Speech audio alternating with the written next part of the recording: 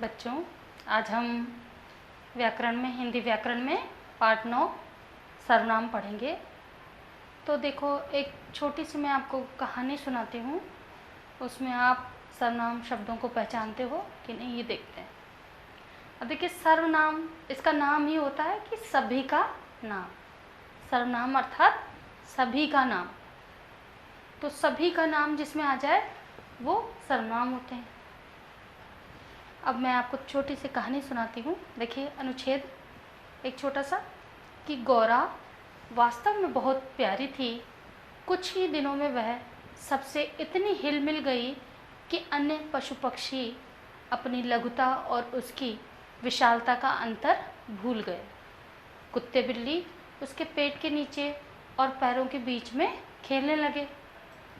पक्षी उसकी पीठ और माथे पर बैठकर उसके कान तथा आंखें खुजलाने लगे। वह भी स्थिर खड़ी रहकर अपनी आंखें मूंदकर मानो उनके संपर्क सुख की अनुभूति में खो जाती थी। अब देखिए, इस जो अनुच्छेद है ये महादेवी वर्मा जी का लिया गया हुआ अनुच्छेद है, जो कि एक उनका इसमें जो संज्ञा शब्द हैं गौरा और जो भी पशु पक्षी इसमें दिए गए हैं उसके स्थान पर वहाँ इन्होंने वह, अपनी, उसकी, उनके, उसके आदि शब्दों का प्रयोग किया है। इन शब्दों के प्रयोग से वाक्य सुंदर हो गए हैं तथा बोलने में बहुत अच्छे लग रहे हैं। तो हम कह सकते हैं कि जो शब्द संज्ञा के स्थान पर प्रयोग होते हैं वो सर्वनाम कहलाते हैं। संज्ञा के स्थान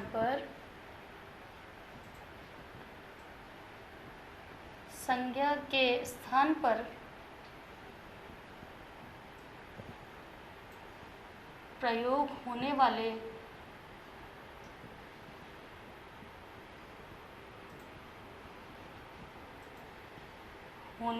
शब्द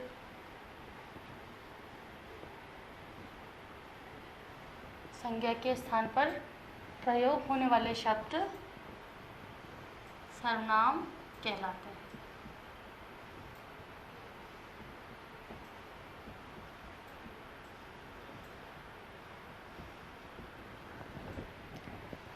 जो शब्द संज्ञा के स्थान पर प्रयोग आते हैं उन्हें सर्वनाम कहते हैं।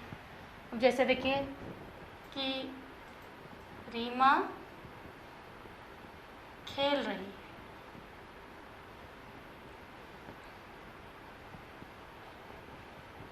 रीमा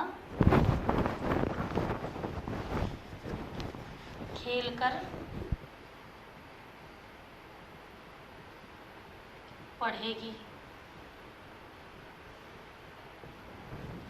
अब यहाँ देखिए, रीमा जो है वो संज्ञा शब्द है। रीमा संज्ञा शब्द है। अगर रीमा को हटाकर हम इसकी जगह लिखते हैं वह खेल रही है, तो वह जो है वो सर्वनाम शब्द कहलाएगा। तो संज्ञा के स्थान पर वह का अगर हम प्रयोग कर देते हैं तो ये सर्वनाम कहलाता है। और यहाँ पर रीमा का दोबारा प्रयोग आया कि रीमा खेलकर पढ़ेगी, तो रीमा को हटा के हम वह, रीमा खेल रही है, वह खेलकर पढ़ेगी या पढ़ाई करेगी। तो ये जो संज्ञा के स्थान पर शब्द आ गए वही सर्वनाम कहलाते हैं।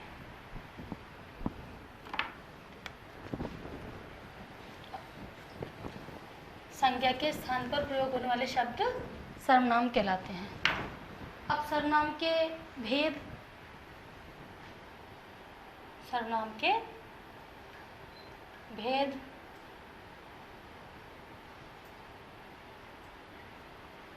सर्वनाम के 6 भेद होते हैं। सर्वनाम के 6 भेद होते हैं।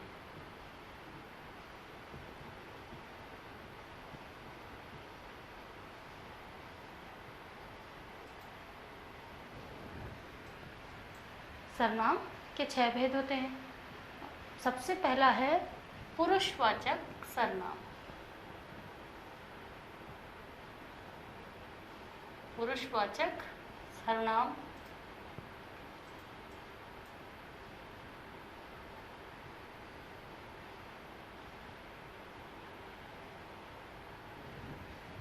नंबर 2 है आपका निश्चयवाचक सर्वनाम। निश्चयवाचक, वाचक माने बताने वाले, निश्चयवाचक सर्वनाम। तीसरा है अनिश्चयवाचक सर्वनाम।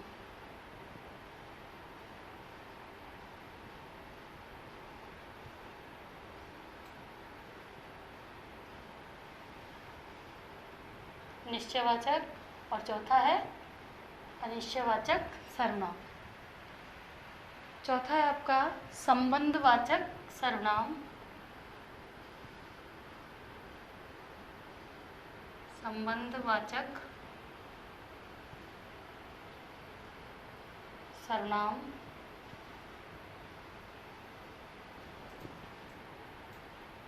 पांचवा है प्रश्नवाचक सर्वनाम। प्रश्नवाचक सर्वनाम। और छठा है निजवाचक सर्वनाम। निजवाचक सर्वनाम।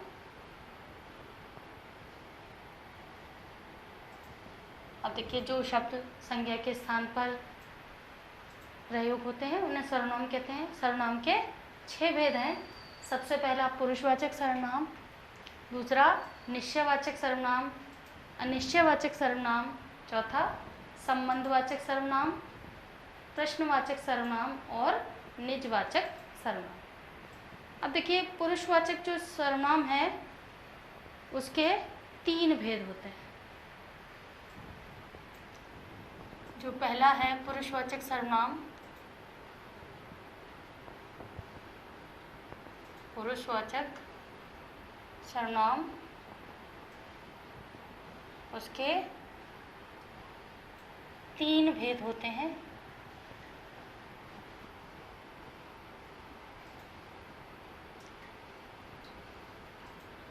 तीन भेद होते हैं। इसमें 3 भेद होते हैं, वक्ता, श्रोता और अन्य। ये पुरुषवाचक सर्वनाम के भेद हैं कि वक्ता और श्रोता और अन्य। अब जिस सर्वनाम का प्रयोग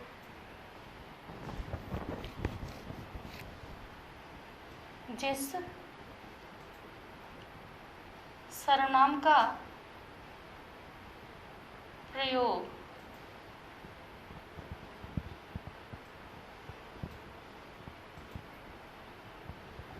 कर्ता, वक्ता,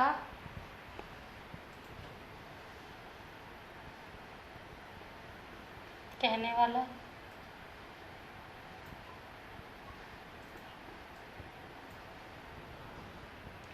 जिस सर्वनाम का प्रयोग वक्ता, कहने वाला, श्रोता,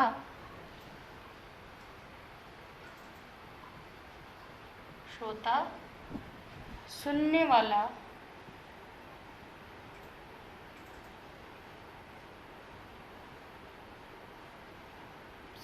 वाला,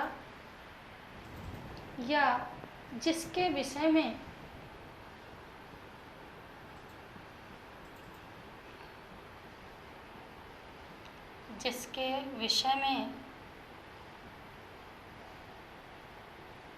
बात की जा रही है, जिसके विषय में बात की जा रही है,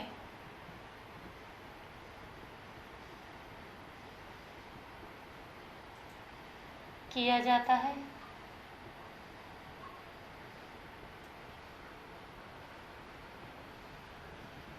वह उसे पुरुषवाचक सर्वनाम कहते हैं।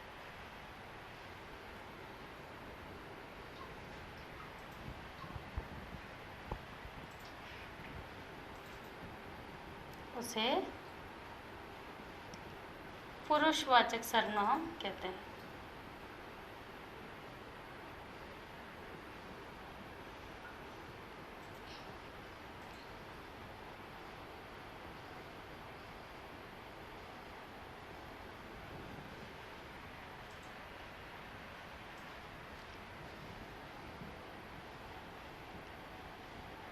अब देखिए, जिस सर्वनाम का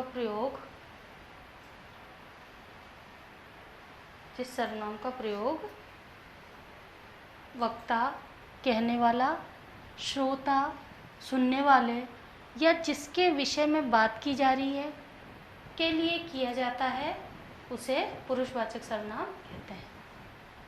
अब इसके 3 भेद हैं। 3 भेद होते हैं।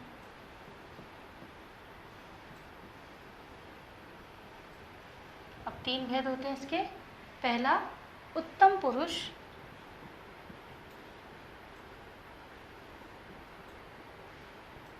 दूसरा, मध्यम पुरुष।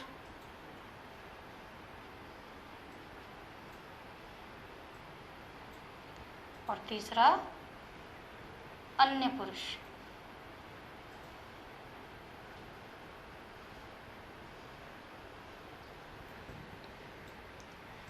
पहला जो है वो उत्तम पुरुष है, दूसरा मध्यम पुरुष और तीसरा अन्य पुरुष। अब देखिए, उत्तम पुरुष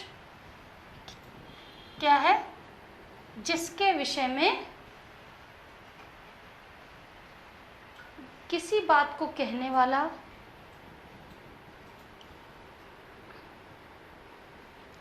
किसी बात को कहने वाला,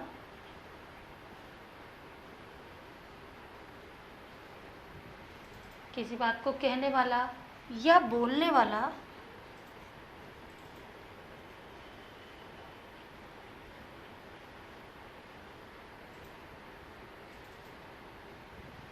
किसी बात को कहने वाला या बोलने वाला अपने लिए जिन सर्वनामों का प्रयोग करता है, अपने लिए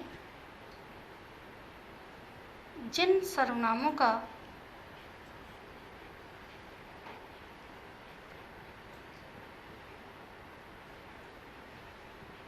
प्रयोग करता है,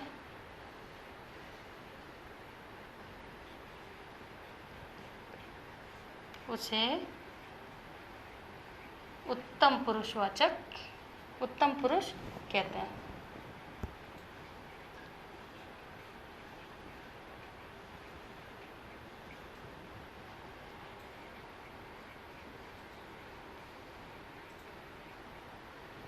अब देखिए, इसमें बात कहने वाला या बोलने वाला अपने लिए जिन सर्वनामों का प्रयोग कर रहा है, जैसे कि मैं,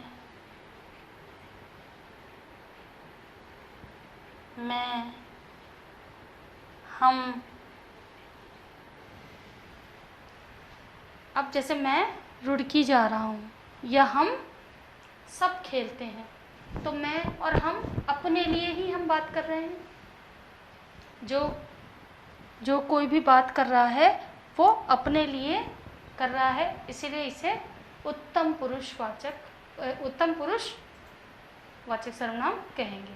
अब देखिए, मध्यम पुरुषवाचक सर्वनाम में बोलने वाला,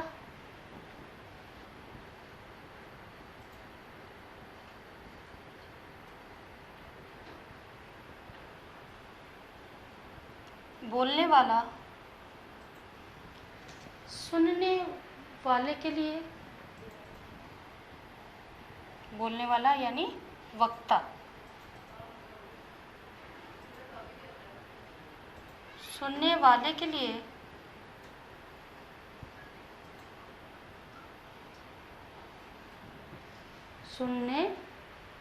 लिए जिन सर्वनाम शब्दों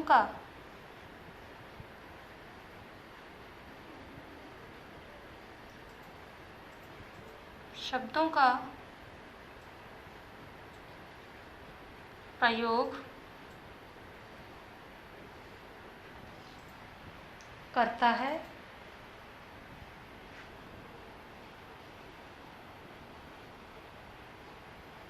उसे मध्यम पुरुष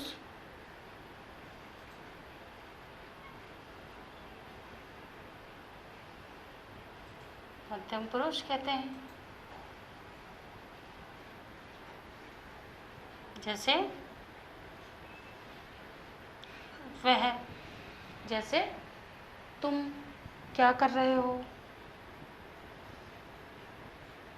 तुम्हारे लिए क्या लाऊं, आप कैसे हो, आदि। अब देखिए, बोलने वाला वक्ता सुनने वाले के लिए जिन सर्वनाम शब्दों का प्रयोग करता है उसे मध्यम पुरुष कहते हैं। अब अन्य पुरुष में क्या होता है कि बोलने वाला वक्ता और जिस व्यक्ति के बारे में बात करता है उसके लिए प्रयुक्त सर्वनाम अन्य पुरुषवाचक सर्वनाम कहलाते हैं। अब बोलने वाला और सुनने वाला जिस तीसरे के लिए, किसी अन्य के लिए जो बातचीत करता है उसे हम अन्य पुरुषवाचक कहते हैं। जैसे बोलने वाला,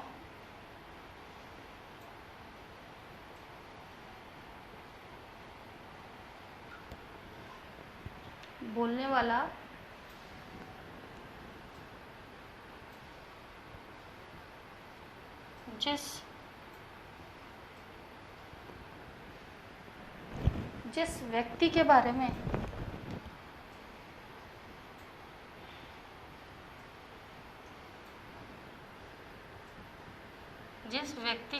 बारे में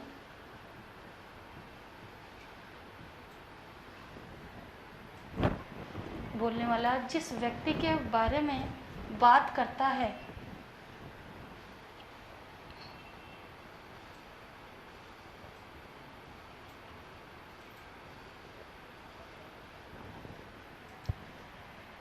उसके लिए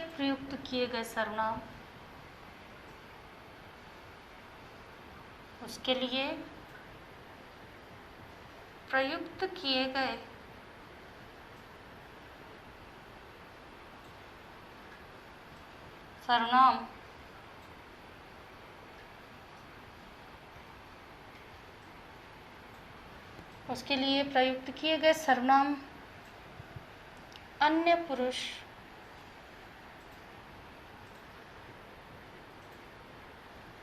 पुरुषवाचक सर्वनाम होते हैं,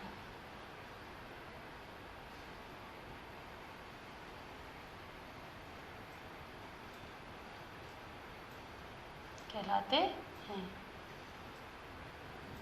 जैसे देखिए, वह कहाँ रहती है,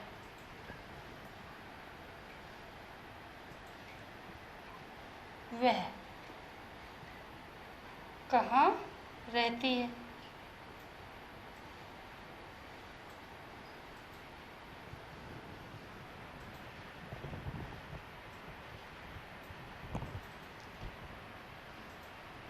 अब देखिए, अन्य पुरुषवाचक सर्वनामों का प्रयोग ऐसे व्यक्तियों के लिए किया जाता है जो बातचीत करने वाले वक्ता और श्रोता के सामने उपस्थित नहीं होते, किसी अन्य के लिए ये बातचीत की जाती है। अब देखा आपने पुरुषवाचक सर्वनाम, जिन सर्वनाम का प्रयोग वक्ता, श्रोता या जिसके विषय में बात की जा रही है किया जाता है उसे पुरुषवाचक सर्वनाम कहते हैं। इसके 3 भेद पढ़े हमने कि उत्तम पुरुष, मध्यम पुरुष और अन्य पुरुष। किसी बात को कहने वाला या बोलने वाला अपने लिए जिन सर्वनामों का प्रयोग करता है उसे उत्तम पुरुष कहते हैं। मैं, जैसे मैं, हम, हमें। और मध्यम पुरुष बोलने वाला या सुनने वाले के लिए जिन सर्वनाम शब्दों का प्रयोग करता है उसे मध्यम पुरुष कहते हैं। जैसे तुम कहाँ जा रहे हो, आप अभी कहाँ से आए, आदि। अब अन्य पुरुष क्या है कि बोलने वाला जिस व्यक्ति के बारे में बात करता है, जिस व्यक्ति के बारे में बात करता है उसके लिए प्रयुक्त किए गए सर्वनाम अन्य पुरुषवाचक सर्वनाम कहलाते हैं। या कह सकते हैं कि अन्य पुरुषवाचक सर्वनामों को प्रयोग ऐसे व्यक्तियों के लिए किया जाता है जो बातचीत करने वाले वक्ता और श्रोता के सामने उपस्थित नहीं होते। वो वक्ता और श्रोता किसी अन्य के बारे में उससे संबंधित बातचीत करते हैं। निश्चयवाचक सर्वनाम। निश्चयवाचक सर्वनाम।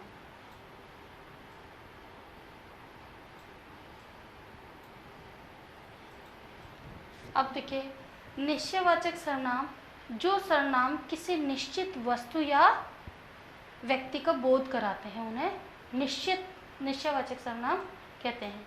जैसे देखिए उदाहरण कि यह वही बालक है जो मेले में खोया था। बिल्कुल निश्चित है कि ये वही बालक है जो मेले में खोया था। या वे मेरे भाई के मित्र हैं। अब इनमें जो वही, जो और वे सर्वनाम शब्द हैं वो किसी निश्चित व्यक्ति की ओर संकेत कर रहे हैं, इसलिए इन्हें निश्चयवाचक सर्वनाम कहते हैं। जो सर्वनाम किसी निश्चित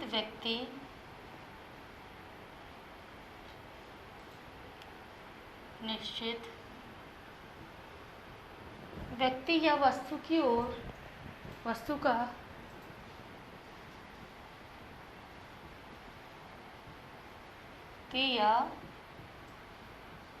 का बोध कराते हैं।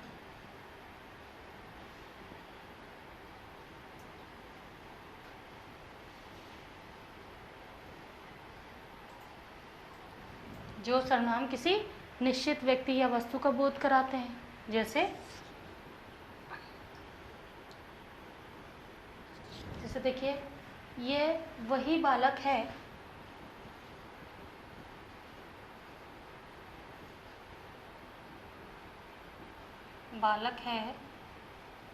जो मेले में खो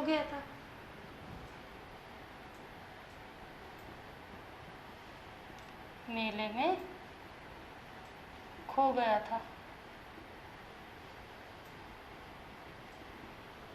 यह वही बालक है जो मेले में खो गया था। अब ये वही और जो बिल्कुल निश्चयपूर्वक कह रहे हैं कि ये वही बालक है जो मेले में खो गया। उनको बिल्कुल पक्का पता है इस चीज़ का। वे मेरे भाई के मित्र हैं। अन्य उदाहरण, तो वे मेरे भाई के मित्र हैं, पक्का है, निश्चित है, इसीलिए वो इतना बात कर रहे हैं। अब यही जो है निश्चित व्यक्ति के लिए या वस्तु के लिए किए जाते हैं, ये निश्चयवाचक सर्वनाम होते हैं। अगला देखिए, अनिश्चयवाचक सर्वनाम।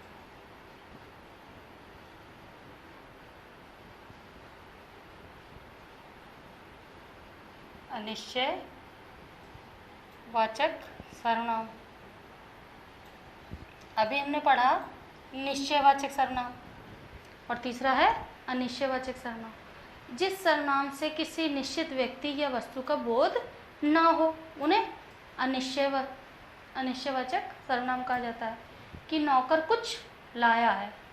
अब नौकर कुछ तो लाया है पर उसका पता नहीं है कि क्या चीज़ लाया है, तो कुछ शब्द क्या है, ये अनिश्चय की स्थिति उत्पन्न करता है, अनिश्चय की स्थिति उत्पन्न कर देता है। इसलिए कोई निश्चित पता नहीं चल रहा है। ऐसे ही दरवाजे पर कोई खड़ा है। दरवाजे पर कौन खड़ा है? दरवाजे के पीछे कोई खड़ा है, उसका स्पष्ट रूप से, निश्चित रूप से पता नहीं चल पा रहा है, इसलिए ये अनिश्चयवाचक सर्वनाम है। देखिए, जिस सर्वनाम से किसी निश्चित व्यक्ति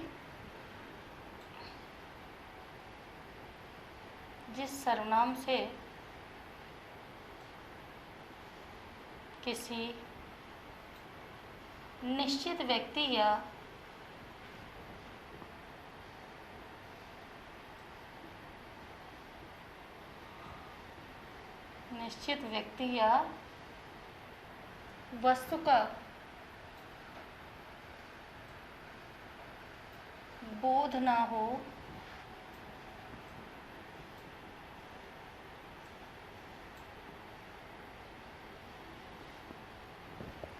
या जो सर्वनाम जिस सर्वनाम से किसी निश्चित व्यक्ति या वस्तु का बोध ना हो उसे अनिश्चयवाचक सर्वनाम कहते हैं। जैसे नौकर कुछ लाया है,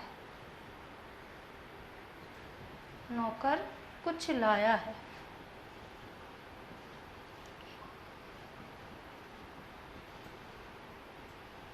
या दरवाजे पर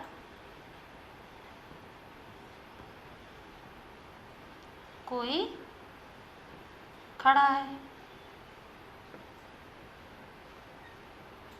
अब देखिए नौकर कुछ लाया है, कोई वस्तु बिल्कुल भी पता नहीं है उसका कि कौन सी वस्तु लाया है, और दरवाजे पर कोई खड़ा है। अब कोई जो शब्द है ये अनिश्चय की स्थिति पैदा करता है कि दरवाजे पर कोई खड़ा है, क्योंकि उसको कोई जानता ही नहीं है, इसलिए ये अनिश्चयवाचक सर्वनाम है। ऐसे अगला पढ़ेंगे हम अनिश्चयवाचक सर्वनाम के बाद संबंधवाचक सर्वनाम।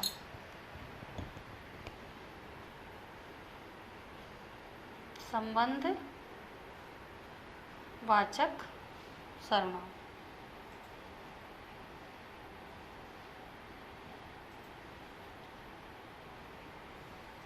अब संबंधवाचक सर्वनाम क्या है? जो सर्वनाम वाक्य में आए दूसरे संज्ञा या सर्वनाम शब्दों से में संबंध बताने के लिए प्रयोग किए जाते हैं, उन्हें संबंधवाचक सर्वनाम कहते हैं। जैसे जिसकी पूंछ काली है वही बिल्ली मेरी है, और जैसा करोगे वैसा भरोगे। जैसा वैसा, अब देखिए दोनों शब्दों में आपस में संबंध है कि जैसा करोगे वैसा भरोगे, जैसा तुमने किया है वैसा ही भरोगे। और जिसकी पूंछ काली है वो बिल्ली मेरी है। अब ये जैसा वैसा, जिसकी, वही आदि सर्वनाम शब्द जो हैं, ऐसे सर्वनाम शब्द हैं जो दो संज्ञा या सर्वनाम शब्दों के संबंध को आपस में जोड़ते हैं, यही संबंधवाचक सर्वनाम है। जो सर्वनाम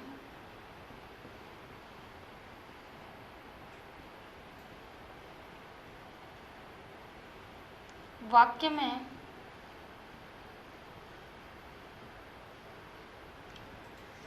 अन्य आए, वाक्य में आए दूसरे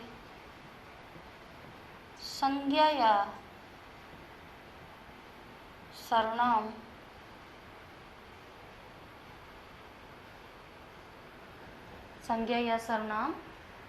शब्दों में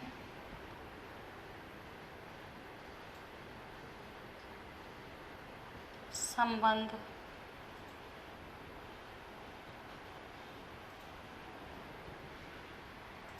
जो सर्वनाम वाक्य में आए दूसरे संज्ञा या सर्वनाम शब्दों में संबंध बताने के लिए प्रयोग किए जाते हैं,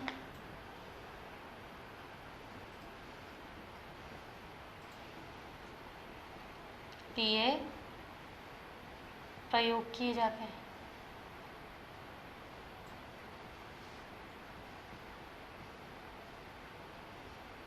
उन्हें संबंधवाचक सर्वनाम कहते हैं। जैसे देखिए उदाहरण कि जैसा करोगे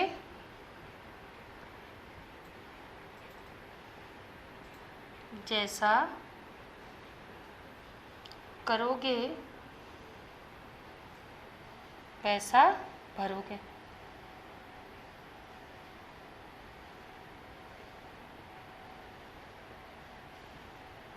अब जैसा और वैसा दोनों शब्द जो हैं ये आपस में संबंध बता रहे हैं, इसलिए यहाँ पर संबंधवाचक सर्वनाम का प्रयोग हुआ है। ऐसे ही पांचवा इसका भेद है प्रश्नवाचक सर्वनाम। प्रश्नवाचक सर्वनाम अब प्रश्नवाचक सर्वनाम क्या करते हैं? जिन सर्वनाम शब्दों से का प्रयोग किसी व्यक्ति या वस्तु के बारे में प्रश्न करने के लिए किया जाता है। अब प्रश्नवाचक सर्वनाम, जैसा कि नाम से ही स्पष्ट है कि ये किसी व्यक्ति या वस्तु के बारे में प्रश्न करने के लिए किया जाता है। इनका प्रयोग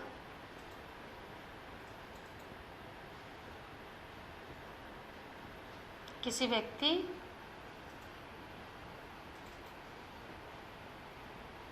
या वस्तु के बारे में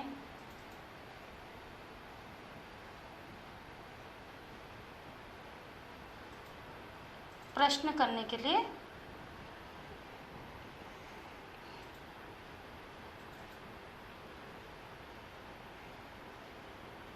के लिए किया जाता है।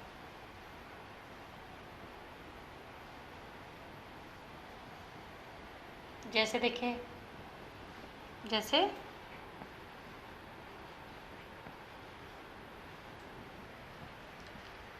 कि वह कौन है, वह कौन है। और सबसे बड़ी पहचान है इसकी कि अंत में इसके प्रश्नवाचक चिन्ह जरूर आएगा। आपको किससे मिलना है, आपको किससे मिलना है।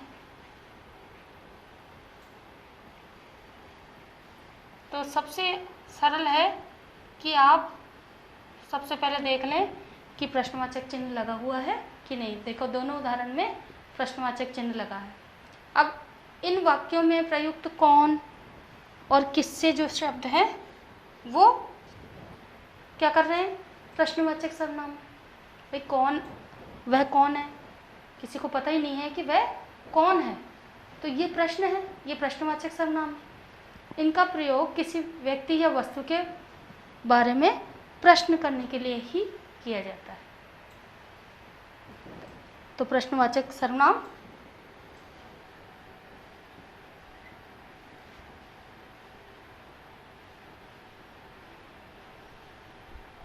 अब निजवाचक सर्वनाम में देखिए, जिन सर्वनाम शब्द का प्रयोग बोलने वाला स्वयं के लिए करता है, अर्थात जिससे निजता, अपनेपन का बोध होता है, बोलने वाला स्वयं के लिए करता है, के लिए करता है, इससे निजता का बोध होता है।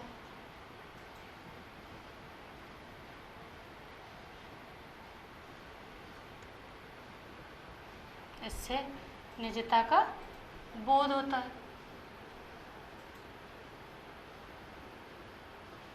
जैसे देखिए उदाहरण,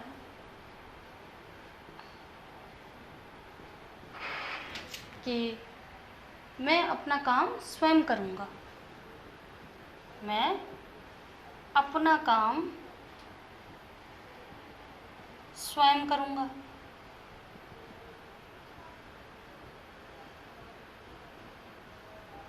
अब ये स्वयं जो है ये निजता का बोध करा रहे हैं।